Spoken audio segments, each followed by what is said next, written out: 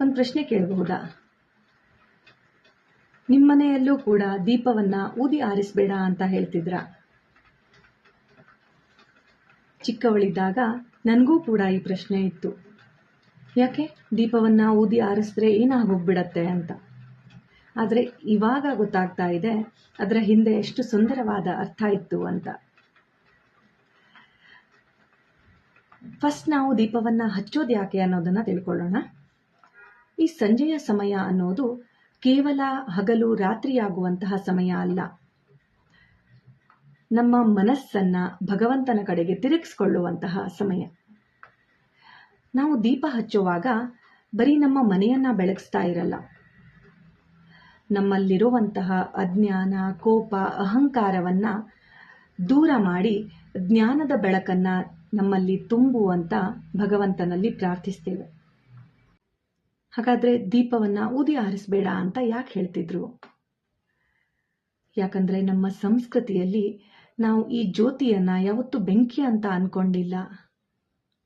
ಇದನ್ನ ದೈವಿಕತೆಯ ಜ್ಞಾನದ ಸಂಕೇತ ಅಂತ ತಿಳ್ಕೊಂಡಿದ್ದೀವಿ.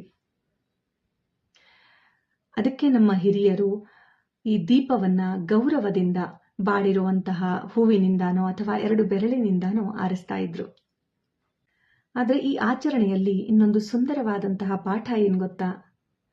ಒಂದು ಪುಟ್ಟ ಜ್ಯೋತಿಯ ಮುಂದೆ ಕೈ ಮುಗಿಯುವಂತಹ ಈ ನಮ್ಮ ಸಂಸ್ಕೃತಿ ನಮ್ಮ ಜೀವನಕ್ಕೆ ಬೆಳಕನ್ನ ಕೊಟ್ಟಿರುವಂತಹ ಎಲ್ಲರ ಮುಂದೆ ಕೂಡ ತಲೆಬಾಗೋದನ್ನ ಕಲಿಸುತ್ತೆ.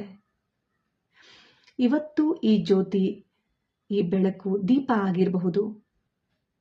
ನಾಳೆ ನಮ್ಮ ತಂದೆ ತಾಯಿ, ಗುರುಗಳಾಗಿರಬಹುದು, ರೈತರಾಗಿರಬಹುದು, ಪ್ರಕೃತಿಯಾಗಿರಬಹುದು, ಅಥವಾ ಕಷ್ಟದ ಸಮಯದಲ್ಲಿ ನಮ್ಮ ಜೀವನಕ್ಕೆ ಬೆಳಕಾಗಿ ಬಂದಿರುವಂತಹ ಒಬ್ಬ ಸಾಮಾನ್ಯ ವ್ಯಕ್ತಿಯೂ ಆಗಿರಬಹುದು.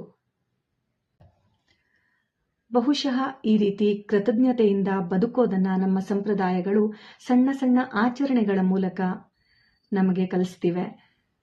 ಸೊ ನಾಳೆ ದೀಪ ಹಚ್ಚುವಾಗ ಒಂದು ಕ್ಷಣ ಕಣ್ಮುಚ್ಚಿ ಇವತ್ತು ನಮ್ಮ ಜೀವನಕ್ಕೆ ಬೆಳಕನ್ನ ಕೊಟ್ಟವರು ಯಾರು ಅಂತ ನೆನಪಿಸ್ಕೊಂಡು ಭಗವಂತನಿಗೆ ಧನ್ಯವಾದ ಹೇಳಿ. ಪ್ರತಿದಿನದ ಒಂದು ಸರಳ ಆಚರಣೆ ಕೂಡ ಸುಂದರವಾದಂತಹ ಸಾಧನೆಯಾಗಿ ಬದಲಾಗಬಹುದು.